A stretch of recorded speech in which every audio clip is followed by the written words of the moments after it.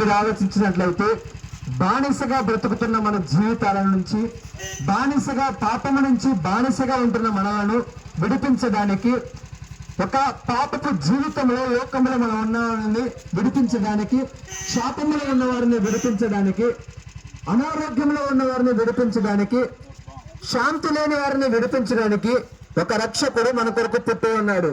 ఆయనే నజరేయుడైన యేసుక్రీస్తు ప్రభువారు.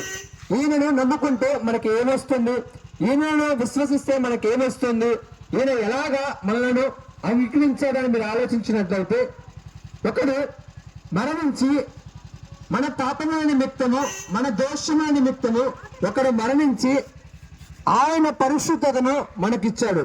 ఆ పరిశుద్ధత ద్వారా మనందరికీ కూడా ఒక స్వర్గానికి వెళ్ళే యొక్క మోక్షము మనందరికీ దొరికింది. ఈ జనాంగమా, ప్రతి పుస్తకము చెప్పే ఒక మాట, మంచి చేస్తే స్వర్గానికి వెళతాం, తప్పు చేస్తే పాపానికి వెళతాం. మరి మనం ఇంతకాలం ఎన్నో తప్పులు చేశాం, తెలుసో తెలియకో, ఇంటెన్షనల్ అన్ఇంటెన్షనల్ ఏదో ఒక విధంగా మనం ఎన్నో తప్పులు చేశాం. మరి ఈ రోజు రాత్రి మనం చనిపోతే మనం ఎక్కడికి వెళతాం? స్వర్గానికి వెళ్తామా, నరకానికి వెళ్తామా? ఒక్కసారి ఆలోచించండి జనాంగమా. ప్రతి గ్రంథము చెబుతున్న మాట, పాపానికి జీతము మరణము. ఈ రోజు మనం చనిపోతే మనం చేసిన తప్పుల వల్ల నరకానికి పోతామేమో, కానీ ఒకే ఒక్క గ్రంథము దానికి దారి చూపిస్తుంది. ఏమిటో దారి తెలుసా? ఒక రక్షకుడు మీ కొరకు పుట్టాడు. ఆయన మీ పాపముల నిమిత్తము ఆయన మరణించాడు. మనకు రావాల్సిన మరణము, మనకు రావాల్సిన శిక్ష, మనకు విధించబడాల్సిన శిక్ష ఆయన తన భుజముల మీద వేసుకున్నాడు. అందుకే ఆయన ఒక ప్రవచనం ఉంది, ఆయన భుజముల మీద రాజ్యభారం ఉన్నదంట.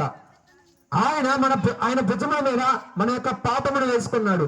మన యొక్క పాపమును ఆయన నిమిత్తం వేసుకొని ఒక బానిసగా బతుకుతున్న మనలను, పాపములో బతుకుతున్న మనలను, బానిస జీవితమైన మనలను విడిపించడానికి ఆయన ఈ భూలోకానికి వచ్చాడు. ఏమిటి బానిస? పాపమునకు బానిస, రోగమునకు బానిస, మద్యపానానికి బానిసగా ఉన్నావా? అనారోగ్యంతో బాధించబడుతున్నావా? ఈ రోజు నీకు ఒక శుభవర్తమానం తెలియజేస్తున్నాను. మేము ప్రకటిస్తున్న ఈ క్రీస్తు నిన్ను మద్యపానము నుంచి విడిపించగలడు. మేము ప్రకటిస్తున్న ఈ క్రీస్తు అనారోగ్యం నుంచి విడిపించగలడు.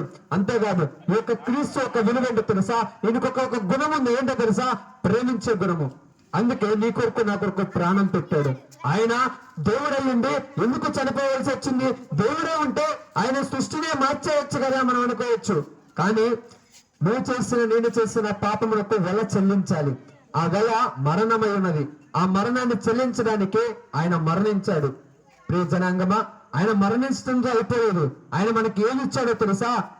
కుమారునిగా, కుమార్తెనిగా మనకు ఒక గొప్ప బహుమతి మనకిచ్చాడు. దత్తపుత్రులుగా మనల్ని ఆయన స్వీకరించాడు. ప్రియ జనాంగమా, ఆయన వచ్చింది నిన్ను విడిపించడానికే కాదు, నిన్ను కుమారునిగా, కుమార్తెగా స్వీకరించడానికి. ఈ రోజు నువ్వు బాధపడి ఉండవచ్చు, నా తల్లిదండ్రులు నన్ను వెలివేశారు, నా బిడ్డలు నన్ను ఎక్కలేదు, నా బిడ్డలు నన్ను చూడడానికే రావట్లేదు, మీకు నాకు తల్లిదండ్రుల ప్రేమ, బిడ్డల ప్రేమ, భర్త ప్రేమ కరువైందని మీరు అనుకుంటున్నారా? ప్రజనాంగమా, మేము ప్రకటిస్తున్న ఈ క్రీస్తు ప్రేమించే దేవుడు. నీ కొరకు ప్రాణమే పెట్టాడు. నీతో సమయం గడుపుతా ఆయనకు ఒక పెద్ద విషయం కాదు. నీ యొక్క ఆరోగ్యాన్ని కుదుటపరచడానికి ఒక పెద్ద విషయమే కాదు. ఇవన్నీ ఎప్పుడు జరుగుతాయో తెలుసా? మీరు ఆయన మీద విశ్వాసం ఉంచినప్పుడు. ఆయన మీద మీరు విశ్వాసం ఉంచినట్లయితే, ఆయన మీరు సొంత రక్షకునిగా అంగీకరించినట్లయితే, ఈ రోజు, ఈ రాత్రి, ఈ క్షణమే మీరు తండ్రి ప్రేమను పొందుకుంటారు. ఆయన కౌగిలిలో ఆయన ప్రేమను మీరు చూస్తారు. తండ్రి ప్రేమ ఎలాంటిదో తెలుసా? తన కుమారుడు, కుమార్తెలు బాధలో ఉంటే మనం చూసి తల్లడిల్లిపోతామే, అటువంటి ప్రేమ. నువ్వు ఆపదలో ఉన్నావా? నువ్వు అనారోగ్యంలో ఉన్నావా? వ్యసనములో ఉన్నావా? మనశ్శాంతి లేదా? ఏ స్థితిలో నీవు ఉన్నా నీ పరిస్థితిని మార్చే దేవుడు ఈ నజరేయుడైన యేసుక్రీస్తు ప్రభువారు. మీరు ఆయనను సొంత రకంగా అంగీకరించినట్లయితే, మారు మనసు పొందినట్లయితే, ఈ రోజు ఆ దేవుడు మీతో మాట్లాడబోతున్నాడు. మీకు ఒక విషయం చెప్పనా? దేవుడు అనేవాడు ఉంటే ఖచ్చితంగా దేవుడు మీతో మాట్లాడతాడు. మీరు ఏదైనా దేవుడి స్వరము మీరు వినాలనుకుంటున్నారా? దేవుడిని మీరు రుచి చూడాలనుకుంటున్నారా? ఒక్కసారి మేము ప్రకటిస్తున్న ఈ యొక్క దేవుడిని మీరు రుచి చూడండి. ఎందుకంటే ఈ యొక్క బైబిల్ దేవుడు మేము కల్పన కథలు కాదు, మేము యొక్క ఆచారాలుగా మేము ప్రకటిస్తున్నాం. బైబిల్లో రాసిన ప్రతి అక్షరము ఇప్పటికీ ఎప్పటికీ జరుగుతుంది, జరగబోతుంది. ఎందుకంటే చరిత్రలో చెప్పినదంతా జరిగింది. ఇప్పటికీ కూడా ఎన్నో విపత్తులు రాబోతున్నాయి, రాజ్యాల మీద యుద్ధాలు జరగబోతున్నాయి. ఇప్పుడు మేము చూసినట్లయితే పాకిస్తాన్, యుక్రెయిన్ ఇవన్నీ కూడా, ఎందుకు గాజా, ఎన్ని దేశాలు ఎందుకు యుద్ధాలు జరుగుతున్నాయో తెలుసా? 2000 సంవత్సరాల క్రితమే వీటన్నిటి గురించి ఈ యొక్క బైబిల్లో రచించబడింది. కోవిడ్-19 వచ్చి ఎంతో మంది చనిపోయారు, ఎంతో మంది అనారోగ్యంలో పాలైపోయారు, ఎంతో మంది తన తల్లిదండ్రులు కోల్పోయారు. కానీ వీటన్నిటి గురించి కూడా ముందే బైబిల్ రచించబడింది.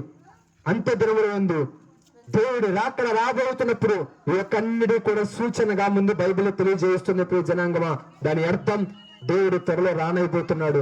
వీటన్నిటికీ ఇది ఒక రుజువు. ఏంటో తెలుసా? బైబిల్లో రాసిన ప్రతి అక్షరము కూడా జరుగుతుంది. మీరు నమ్మినట్లయితే, ఈ దేవుడు నిజముగా ఉన్నారని నమ్మినట్లయితే, మీరు ప్రపంచాన్ని చూడండి, ప్రియ జనాంగమం, మీ చుట్టూ జరుగుతున్నది చూడండి. వీటన్ని కూడా ముందే బైబిల్లో 2000 సంవత్సరాల క్రితం లెక్కించబడింది. అంటే దేవుడు నిజముగా ఉన్నాడు.